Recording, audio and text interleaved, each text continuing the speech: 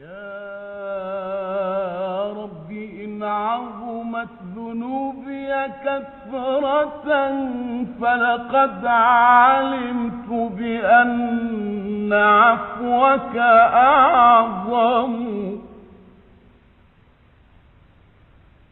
يا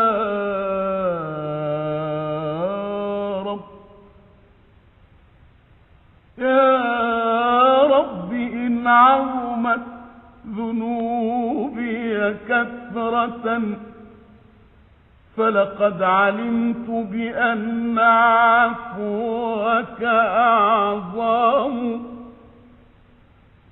إن كان لا يرجوك إلا محسن فمن الذي يدعو ويرجو الآخرة